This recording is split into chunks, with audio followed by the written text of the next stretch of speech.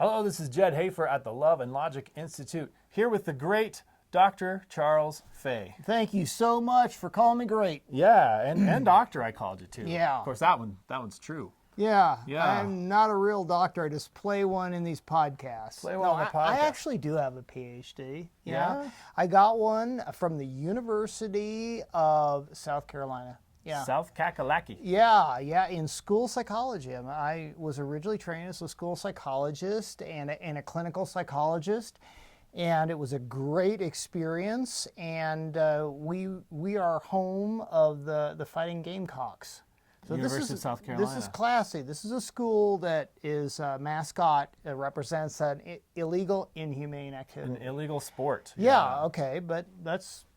But you got your. It was a degree. good school. Yeah, had a great time. So welcome to the podcast. We're going to talk about healthy lifestyles because I think if anybody would know about that, it would be you and I. Right after the January 1st, right after the New Year's thing, one of my friends said, let's do this challenge where you eat clean. We're going to do clean eating. What is clean eating? You just only can eat clean, and that's all. And ever since that day, I've eaten like a possum in a dumpster. Well, food out of a dumpster is definitely not clean. I've been eating like those raccoons on that commercial. I've just been eating horrible stuff. That's great. It seems like as soon as you make a commitment like that, somebody comes along with a platter of like, here's some highly processed chocolate dipped bacon chunks. There you go. And that's not clean, by the way. Well, I try to use the reverse of it, and that is I make a commitment to eat like a possum out of the dumpster. And then when I do it, I feel like I'm really living up to my commitment. See, you are a psychologist. That's I good. know, That's man. I know these things. That was based on the research of I don't know who that was. You're trying to think of a famous possum? Yeah, I'm thinking of a possum. But yeah, and talking about South Carolina, I mean, possum are, people think they're cute. And people from the north think possum are cute.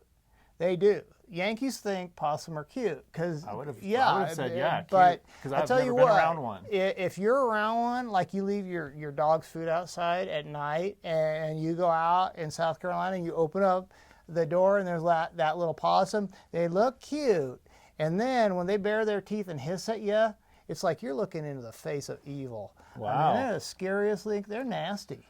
I got a little bit of Southern there when you were talking about South Carolina and possums. Like you dipped into it a little bit of Southern, like it came back. It's been many years, right? It's been many years. I grew up in Colorado, which I don't know if we're Yankees or Southerners or what we don't have possums here in Golden, Colorado. No, we had porcupines. When I was growing up, we had porcupines. Oh yeah. Yeah. You got to keep your dog away from them. Oh my goodness! But talk about the South and talk about healthy lifestyles. I mean, the food is amazing. I mean, we all know that they fry everything, including healthy stuff. I'm going to speak at a school in New Orleans next week as we film this. Oh man! And so clean eating is out the window. I'm only going to eat fried things. That is awesome. Go for it. Yeah. And, it is so good. And I don't know if they have them in New Orleans. Is that how you say it? If you're That's how they say it. If you're from that city or you know how to say it correctly, please send us MP3 so we can Proper hear pronunciation. how to say it, because it's that's a different. I try not to do that. Like I try not to talk like the people in the place that I go. That's probably a good idea. I just can't do it. I can't pull it off. But boiled peanuts. Okay. Yeah, I lived in Florida too. Rural Florida is a wonderful place to go. Rural Florida is the South. Urban Absolutely. Florida is the Northeast. Okay. Okay. Yeah, it's like New Jersey. I mean, you're going into Miami, it's New Jersey, right?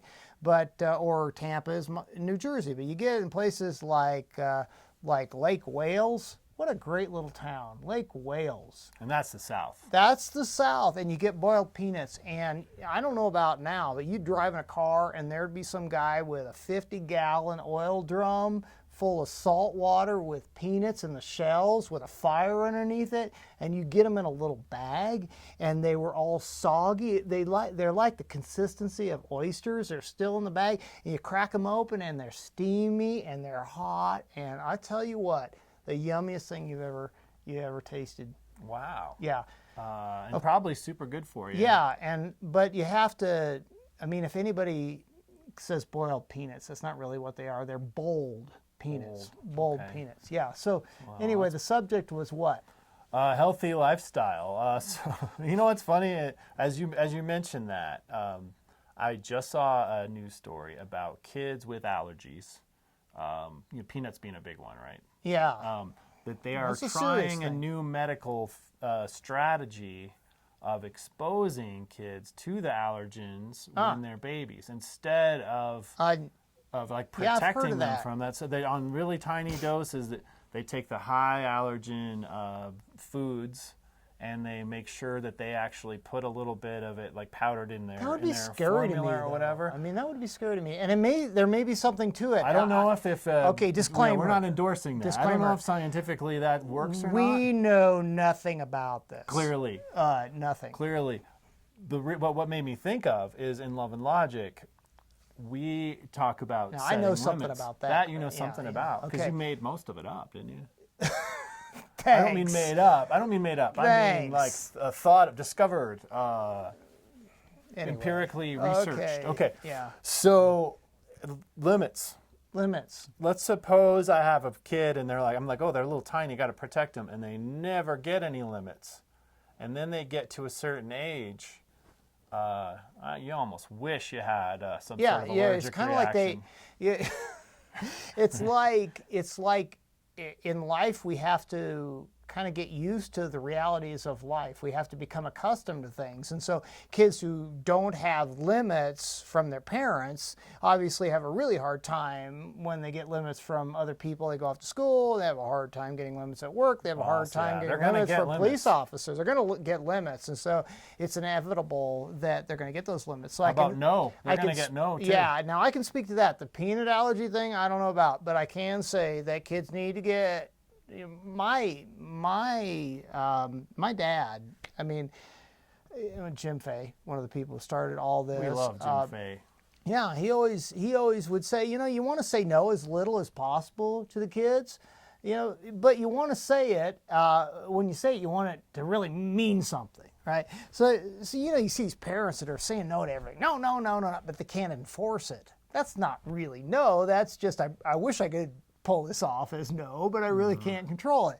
No, the great parents are the ones that don't say no that often, but when they say it, it really means something, and then the kid respects them.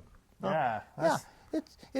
He'd say no, here and no occasionally is good practice for life. That's what he would say. That's good practice for life. Boy, that is a Love and Logic gem right there. You got to hear no, because that's good practice for life. You got to not get your way, because that's good practice for life. You got to experience some struggles, because that's good practice for life. Yeah. It's really sad for kids who don't have any struggles, because then they become not so fun to be around. No. Yeah, and they're not so fun to be around themselves. They struggle with being around themselves. It's just hard. So if we really were going to talk about healthy lifestyles, which clearly we know little about. Yeah, I don't think we ought to really. Another Love and Logic principle is this whole modeling thing, right? So the kids, they watch us, they take their cues from us, and we're not just talking about physical health. I was afraid you'd bring that up. Oh well, it's a reality, and it's good practice for life. Okay. But we're not just talking about physical health, but doing emotionally healthy things. Like, for instance, do you know any? Well, for me, something that's emotionally healthy is for me to, model taking responsibility for my own behavior. Taking responsibility for your own behavior, that's very healthy. That's a great thing for kids to see us doing. It's hard, though. Oh, I want to blame everyone else for when I mess up. Yeah, and I mean, I think that's a lot of reasons why a lot of us get married, because we're just, it's always kind of inconvenient to find somebody to blame if you're not living with them. Yeah, so now you got that person now they're right there. Convenience. It's a convenience factor going on there. Absolutely. Yeah, so emotionally healthy. How about when you make mistakes and you take responsibility for it, but you move on? Yeah, Right? you learn from it and you move on.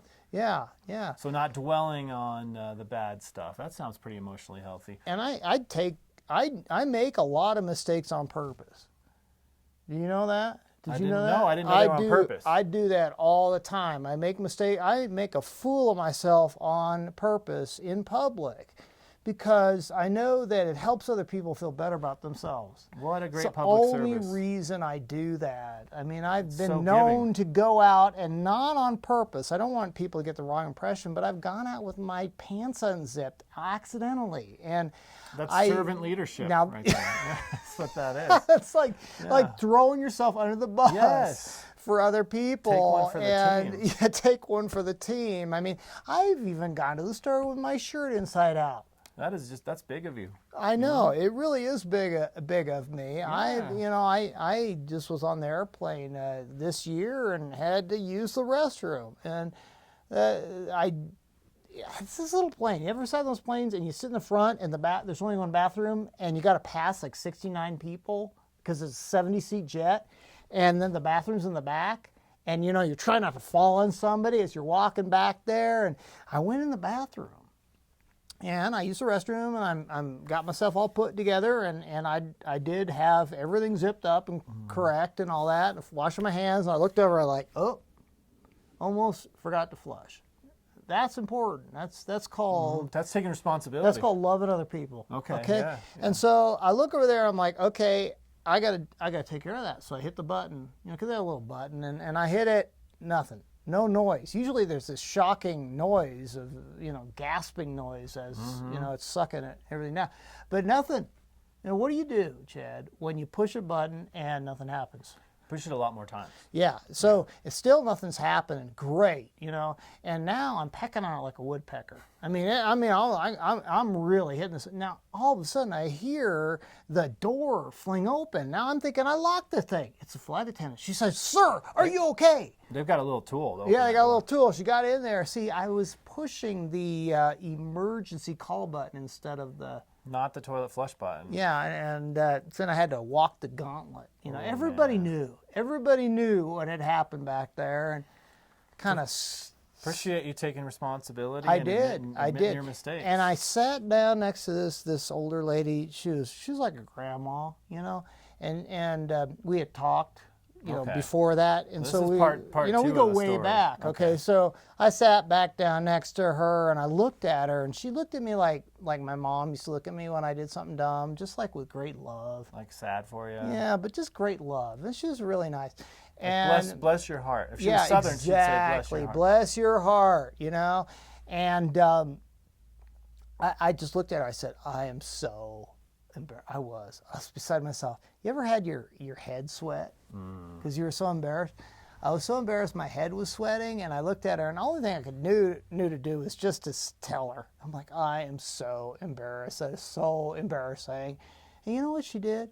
She took her hand, and she just put on top of my hand, and she was like, "That's okay." She was so sweet. She didn't laugh hysterically in your face? Oh, wow. No, she said, "That's okay." And then she looked at me and she said, "And just think about this. You just made everybody else on this plane feel better about themselves." There you go. Servant leadership. There you go. And yeah, you got a good story out of it. So I think being too healthy is hurtful to other people. Being too healthy is unhealthy. Yeah, clearly. Yeah, clearly. I mean, Tom Brady. Tom Brady's a good football player, but there's some things about him that I really find annoying. He keeps winning. Keeps winning. Well, this year wasn't, but he still did good. Yes. Okay. He's good looking. If you say so. That's wrong. Okay. Okay. He's athletic. Sure. Okay. Married to a supermodel. His kids are attractive and cute, and makes a lot of money. Wow. Yeah, that's kind of. If he had any compassion for me, he wouldn't do those things.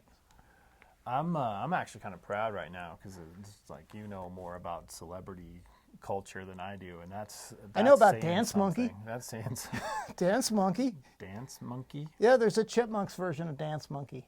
Oh. If you don't know what Dance Monkey is, you got to Google it. It's like, I think, #2 song. Watch all of our podcasts Dance on YouTube Monkey, first. and it's catchy. And then you can Google the Chipmunks version of Dance Monkey, which is even better. I'm feeling really convicted because my next healthy lifestyle thing I was going to mention that I should do to model healthy lifestyle is get off of my screens and devices more. And I'm going to take it a step further. I'm not just going to get off of that thing. I'm going to get up. This is crazy talk. I know. I'm going to walk outside. And listen, if they're not on their screens, they're not watching this thing. Think about it. Well, after this. You're going to mess this up. Well, I'm just saying what I'm going to do. Okay. I'm going to put it down. I'm going to stand up, walk outside. I'm going to go outside and get some sunshine, hopefully, like some sunlight. Even if it's cloudy, the sunlight still. And you get your UAB and your UVA and UVB. Yeah, UVA. I don't know if that's healthy. There's been a lot of research on No, cancer. it's great for you. And you get that, and then you breathe some air. I'm going to breathe some oxygen into my lungs. Maybe walk around a little bit outside and see if I don't feel better than when I'm like huddled up over this little device like it has all the answers to life on it. It does. It doesn't have all answers to life? Some people decide to try other things. How would that work for you? How would that work for me? I think you use a little love and logic on me. I've learned about this love and logic stuff on the internet. I read some research, though. I mean, staying on my theme. Okay, here's the theme I want to camp out on is trying too hard to have a healthy lifestyle is maybe setting you up for being upset with yourself. Sure, and you know what? It's also making everybody else mad. It's making everybody else feel bad. So again, I don't want to be disappointed with myself, and I want to help other people feel better about themselves. Okay, that's a win-win. So it's a win-win. So here's I just forgot what I was going to say. Low expectations for yourself. Low expectations for myself. That's what we're all about. Yeah, no, but I was reading some research, and this is for real. Okay, this is real research. Everything up to this point is stupidity, but this is real. This is real. It's like that guy who, remember the comment we got on one of the podcasts? Yeah, he said, are they ever going to make a point or something like that? Yeah, or like, would you... We're like, no. What? No. Because that would make somebody else feel bad. Yeah, we don't want to... If we were too affected. But no, the research was on social comparison. And this was in a actual neurology journal, brain research journal, and some fascinating stuff on social biology and social neurology. And what the researchers discovered was that when people feel like they don't measure up, they don't have the same status as somebody else, like maybe I'm standing next to Tom Brady, and by the way, he's taller than me, and he has more hair. Okay, so anyway, I'm not feeling like as good about myself as, I normally do. And so it's painful. But what they found out is the part of the brain that gets triggered when we don't feel like we measure up is the same part of the brain that gets triggered when somebody steps on our toe. Really? It's the pain center. So all joking aside, and I do throw some actual stuff in here that is fact-based. It's painful? It's painful. The part of the brain that processes physical pain is also the same part that gets lit up in the brain imaging when we feel emotional pain because we feel like we don't measure up compared to other people. So if I'm looking at everybody else's awesome vacations or I'm looking at everybody else's awesome possessions, I'm actually hurting myself. That's why I go to Walmart, because I feel better about myself and my own family. I mean, I don't know what you're trying to imply there. I don't know. But what ends up happening is a lot of times I end up being the subject matter there. Because I'm the guy with his shirt inside out. Even there. Yeah. If you can stand out from a fashion standpoint, that's saying something. That's good. That's good, yeah.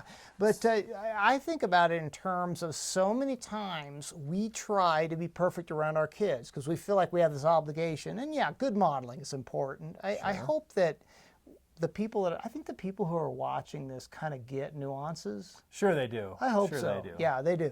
Modeling's important, but we can overdo it. We can come across to our kids like we don't have any problems, right? And then how do they feel about themselves? Hey, I might as well give up. I'll never be as good as my parents. And how many Yeah. times do you see that? Let Kids your kids choose, see you they mess become it the up. black sheep because they're like, I'll never be as good as my parents. My parents always make good decisions. They're perfect, That's right? very love and logic. Let your Right. kids see you messing up. And Yeah. I'll go one step further. I think that pressure to present, here's my perfect family, we have everything all perfectly in place, and present that to the world, I think that's pretty unhealthy. That's setting yourself up. Well, it's setting up my kids, and it's setting myself up for sure. Yeah, yeah. And then it's like when you do mess up, it's harder for people to feel bad for you. That's You've been true. showing off your whole They life. might even man. enjoy watching you tumble a Ew, little bit. yeah. So I think that's really what we're saying is to be healthy, you need to be willing to admit that you ate those pork rinds and boiled peanuts. To be healthy, you need to admit that you make mistakes and that you're imperfect, and you need to not be on this mission to say, look, everybody, how healthy I am. Yeah, yeah. So, do you think that we made anybody else who does podcasts feel better about themselves today? Probably everybody. I think once you turn 8, the new rule in the United States, at least, is when you turn 8, you got to have a podcast. So we've made a lot of people 8 and up feel good about themselves. Hey, way to go, Yeah, bro. congratulations. All right. Thank you so much. Hey, thanks for watching, and we will we send out an email alert when we're going to do something that has some content that's valuable? You'll just have to find it by dumb luck, I think. But you can do this. You can hire us to come speak at your school or organization. You say, hey, I'd like to get that Dr. Charles Fay to come and speak to my school. And will he say stuff that has a point then? Yes, the answer is yes. I do. I know when it's appropriate. There's a season for everything. That's right. Time and place for everything. There's a season for wearing your shirt inside out and backwards, and there's a season for having a shirt and a tie and actually saying things that are constructive and useful and helpful. And helpful, yeah. And most of all, I think we can all agree on this. There's a season for possums and boiled peanuts. Yeah, and there's a season, there's one thing. The equator, they have seasons there? I don't think they really do. Down at the equator. They just have hot and hot. Yeah, now, there's everybody, now see if this makes sense, and this might just fall under the category of good advice. Okay? That is kind of like duh, but it's still good advice. I think we ought to all have a year-long season of loving the people that are around us with all of our heart. That's That's the truth. Thanks for being with us Yeah. during this season. We love you with all our hearts. Yes. Thanks for watching.